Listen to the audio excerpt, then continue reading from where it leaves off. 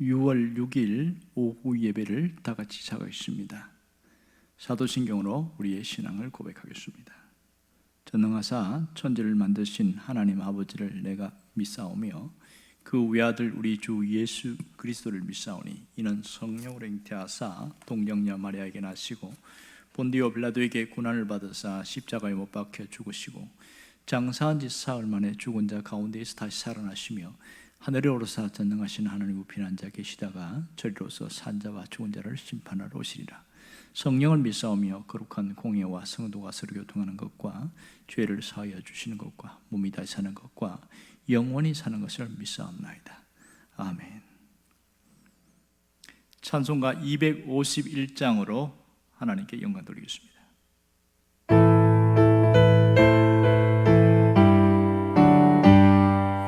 놀랍다 주님의 큰 은혜, 우리의 죄를 속하시려 갈보리 십자가 위에서 어린 양 보혈을 흘렸네. 주의 은혜 우리의 죄를 다 씻었네. 주의 은혜 우리의 죄를 다 씻었네. 죄악은 성난 파도같이 우리 영혼을 위협하라. 헤아릴 수 없는 주 은혜 십자가에서 보이셨네. 주의 은혜 우리의 죄를 다 씻었네. 주의 은혜 우리의 죄를 다 씻었네. 이해할 수 없는 그 은혜를 믿는 자에게 거저주네. 형제여 주 앞에 나와서 더 지체 말고 곧 받으라. 주의 은혜 우리의 죄를 다 씻었네. 주의 은혜 우리의 죄를 다 씻었네. 기도하겠습니다. 우리의 모든 허물과 죄악을 용서하신 하나님께 감사를 드립니다. 오늘도 주의 말씀을 우리를 새롭게 해주시고 깨달음을 주시며 삶으로 우리가 나아갈 수 있도록 힘을 주시기를 원하오며 모든 삶 가운데 하나님의 역사하심을 경험하게 하여 주옵소서. 예수님의 이름으로 기도합니다. 아멘. 사사기 16장 1절에서 3절까지 말씀을 보겠습니다. 사사기 16장 1절에서 3절입니다. 다 같이요.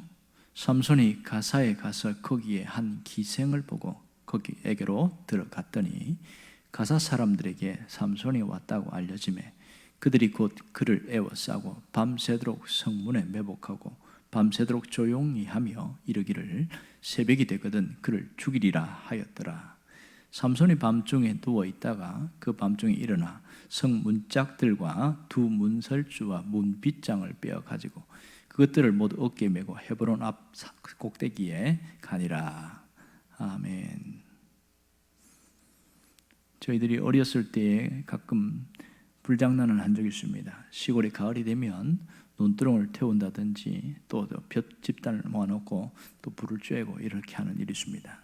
문제는 이 논두렁을 태우려고 하다가 흙간을 태워 먹는 일이 생기거나 또 밭을 태우다가 산불이 나는 경우가 종종 있어서 그렇게 큰 문제가 될 때도 있었습니다. 우리가 하면 안 되는 일, 이것을 할 때에 불장난한다 이런 얘기를 하고 있습니다. 오늘 삼손의 모습도 꼭 틀림없이 불장난으로 보이고 있습니다. 지금 오늘 본문에 나오는 이 삼손이 어떻게 몰락해 가는가 그런 부분을 보고 있습니다. 지금 삼손의 모습은 위험한 불장난의 부분이라고 알 수 있습니다. 그가 이전에 블레셋과의 싸움에서 1000명을 죽였습니다. 그리고 거기서 굉장한 기쁨을 맛보게 되어지고 갈증이 심할 때에 그가 하나님 앞에 부르짖어서 드디어 하나님의 특별한 역사가 나타났지요. 우묵한 곳이 패여서 물이 터졌을 때 그가 에낙고레다 이렇게 하면서 그 기쁨을 함께 누린 적이 있습니다. 자, 우리는 이런 정도 되면 삼손이 정신을 차렸구나, 이렇게 하나님의 은혜를 받았으니까, 특별한 체험을 했으니까 뭔가 사사로서 대단한 일을 하겠다, 그런 기대감을 가지고 나름대로 갖고 있습니다. 사사기 15장까지 나타나는 그런 부분은 상당히 영적이고 신앙적인 부분을 알 수 있는데, 문제는 16장이 넘어오면서 상당히 실망스러운 모습으로 등장하고 있습니다. 1절에 보면 이렇게 나옵니다. 삼손이 가사에 가서 거기서 한 기생을 보고 그에게 들어갔더니 이렇게 말하고 있습니다. 자, 그러면 여기서 삼손이 왜 가사에 갔을까, 이런 의문점을 갖게 되었습니다. 자, 가사가 어디입니까? 이곳은 블레셋의 한 도시 중에 하나입니다.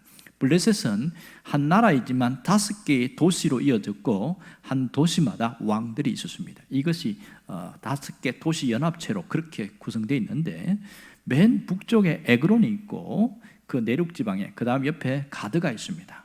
그리고 해안 지방에 아스돗, 아스글론, 가사 이렇게 되어 있습니다. 이 가사라는 지역은 오늘날의 가자 지역입니다. 그래서 이 팔레스타인과 분쟁이 났다 때 가자 지구에서 계속 분쟁이 일어났다, 이런 얘기를 하고 있습니다. 그 최남단에 있는 가사 이 부분인데, 자, 그러면 블레셋에 가기 위해서 지금 이스라엘에서 가사까지 가는 동안 블레셋 모든 지역을 통과해서 최남단으로 가야 되는 그런 일입니다. 왜 블레셋의 가사까지 갔을까, 이런 의문점이 상당히 많이 듭니다.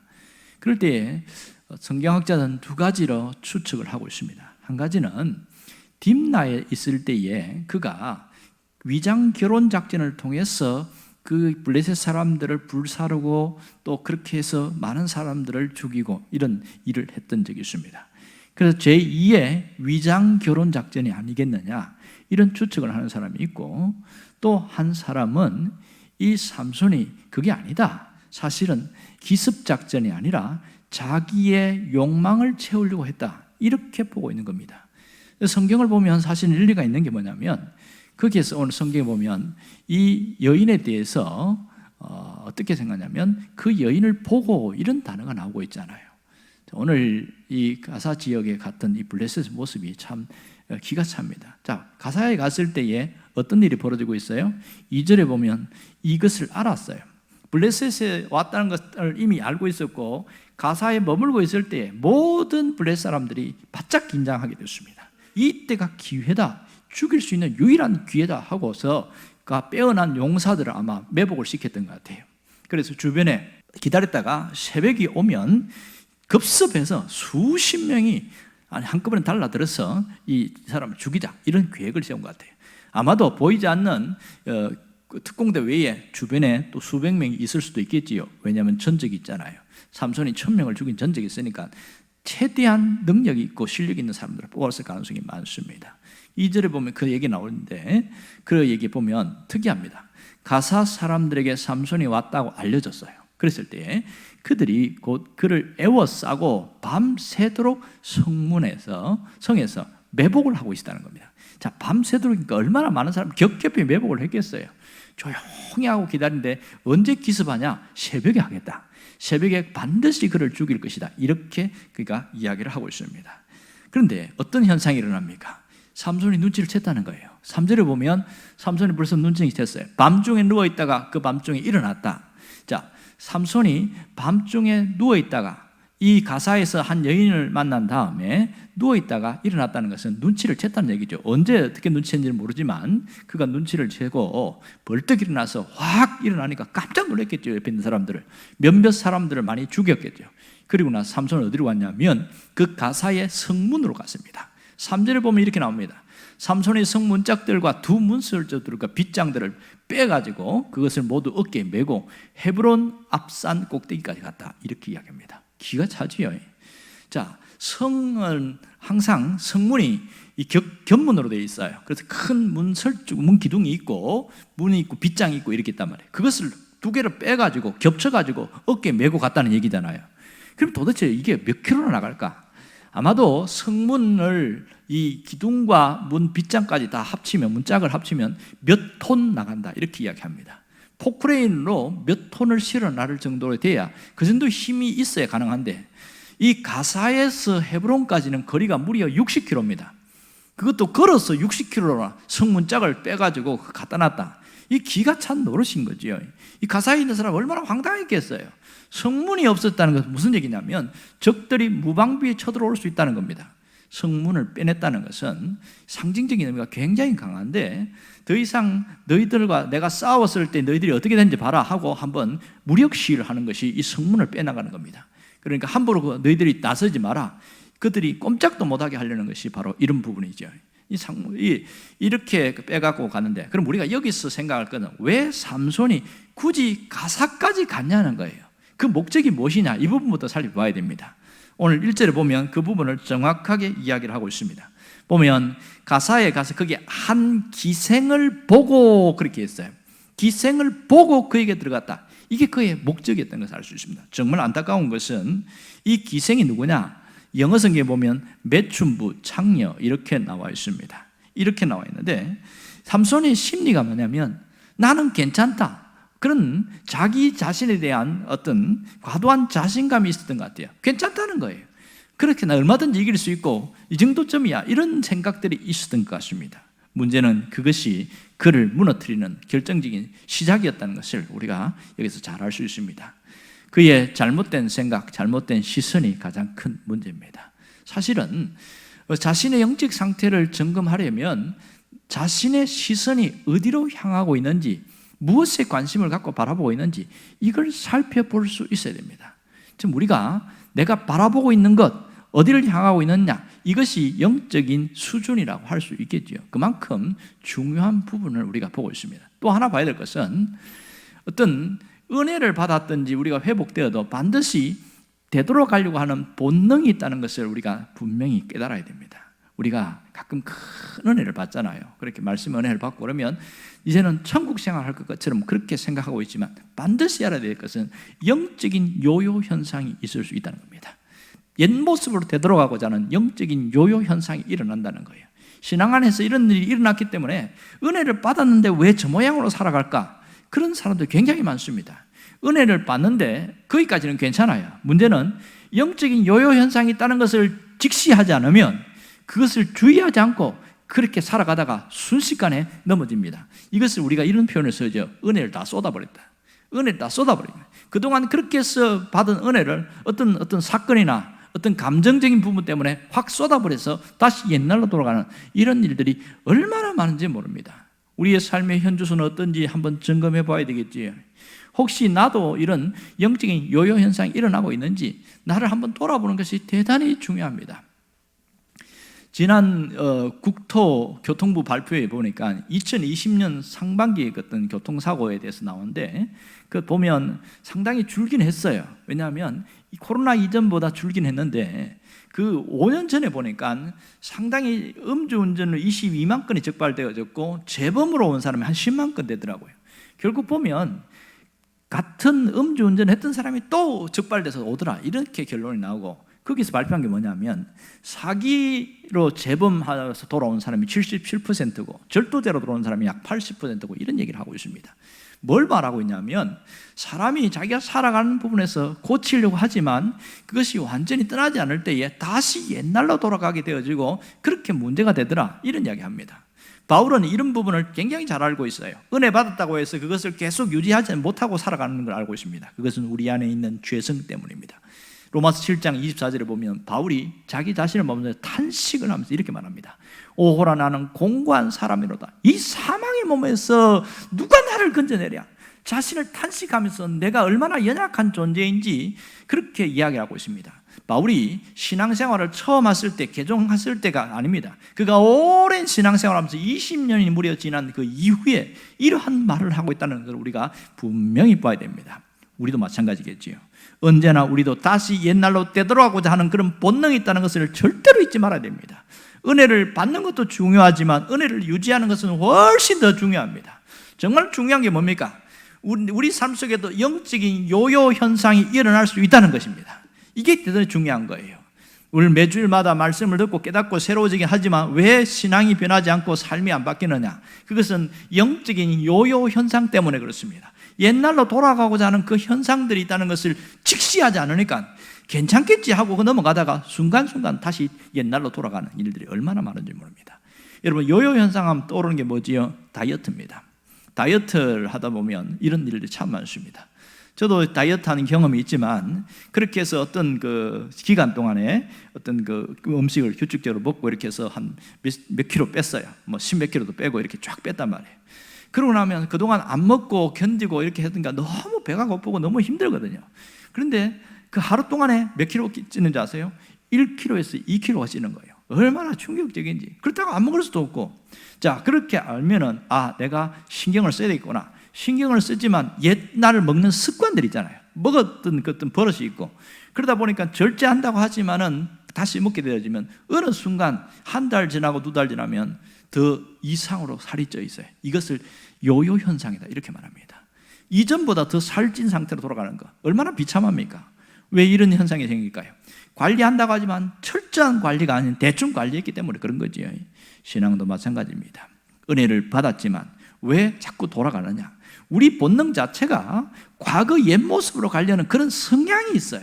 그래서 그렇게 살아가는 삶으로 가는데 은혜를 받았으면 그것을 유지하려고 굉장히 애쓰고 노력하고 이렇게 하는 사람은 상당히 오래 갑니다. 굉장히 오래 갑니다.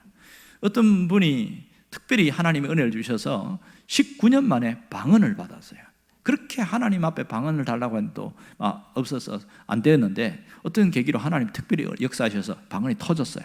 그래서 얼마나 황홀해하고 기뻐하는지 그러면서 그분이 너무너무 좋아하는데 언젠가 그런 얘기를 한 적이 있습니다. 이거 얼마 안 가서 그 기쁨과 그 황홀함이 어느 순간에 없어질 수 있다는 걸 알아야 됩니다. 이게 제가 영적인 요요 현상에 대해서 이야기를 해줬어요. 그래서 이것을 잘 유지하고 간직하는 게 대단히 중요합니다. 이를 얘기를 했더니 그분이 정말로 한 1년 반, 2년 가까이 그 기쁨을 계속 가지고 신앙생활을 하고 그러더라고요. 만일 이걸 모르면 어떤 사건이나 감정적인 부분 때문에 확 쏟아버리는 경우가 굉장히 많습니다. 어떤 사람은 한 달밖에 안 가고 어떤 사람은 3개월로 가고 이럽니다. 그러나 신경을 쓰고 늘 이게 문제가 될 수 있다는 것을 관심 가는 사람들은 굉장히 오래 갑니다. 굉장히 오래 가요. 우리 마찬가지죠.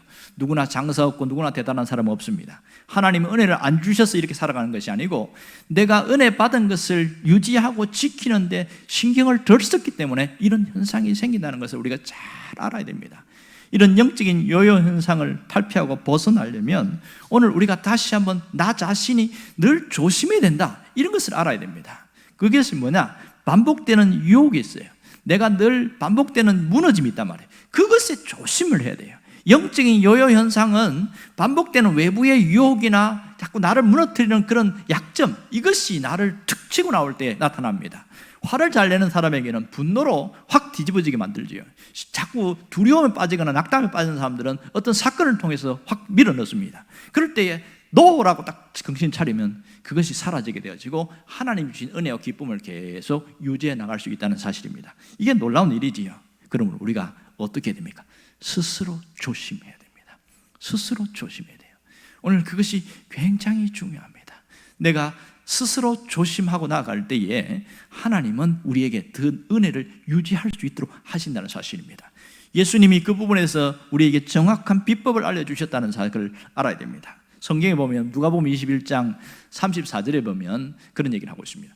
너희는 스스로 조심하라. 그렇지 아니하면 방탕함과 술 취함과 생활의 염려로 마음이 둔하여지고 뜻밖의 그날의 덫과 같이 너희에게 임할 것이다.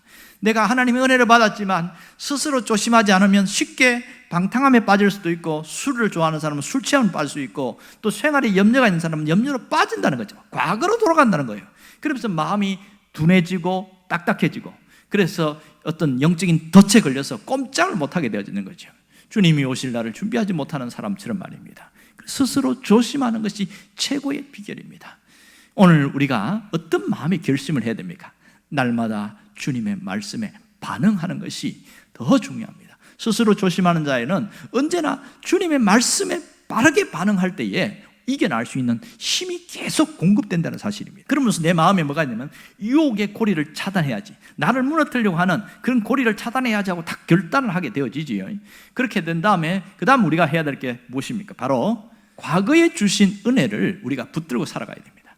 과거에 주신 은혜를 붙들고 살아갈 때, 그러니까 하나님이 오늘 은혜 주셨으면 그 은혜 붙들고 살아가고, 지난번에 하나님이 강력한 은혜 주셨어요. 그걸 회상하면서 자꾸 붙들고 살아갈 때에 놀라운 능력이 생기는 겁니다. 또 하나는 내가 연약할 때, 혹 잘못해서 실수하고 넘어질 때 있어요. 그러나 다시 하나님의 도우심을 구하면 됩니다. 내가 무너질 그 순간에도 하나님의 도우심을 구하면 됩니다. 그러면 하나님의 도우심을 구하고 나아가면 내가 그 은혜를 끝까지 붙들고 나아갈 수 있다는 겁니다. 하나님은 우리가 무너지기를 원치 않고 그 은혜 안에 머물고 은혜를 붙들고 살고 은혜 안에서 누리기를 원하고 있습니다. 여러분이 그런 신앙생활을 살아갈 수 있기를 주의 이름으로 축원합니다. 기도하겠습니다. 살아계신 하나님 아버지, 우리가 하나님이 주신 은혜를 붙들고 그 은혜 속에서 살아가게 하여 주시고 그 은혜로 회복되게 하여 주시고 그 은혜를 붙들고 승리하는 자가 되게 하여 주시옵소서. 우리에게 함께 하신 하나님의 역사가 나타나기를 간절히 원하오며 예수님의 이름으로 기도합니다. 아멘. 주기도문 하겠습니다. 하늘에 계신 우리 아버지여, 이름이 거룩히 여김을 받으시오며 나라가 임하시오며 뜻이 하늘에서 이루어진 것 같이 땅에서도 이루어지이다. 오늘 우리에게 일용할 양식을 주시옵고 우리가 우리에게 죄 지은 자를 사하여 준 것 같이 우리 죄를 사하여 주시옵고 우리를 시험에 들게 하지 마시옵고 다만 악에서 구하시옵소서. 나라와 권세와 영광이 아버지께 영원히 있사옵나이다. 아멘.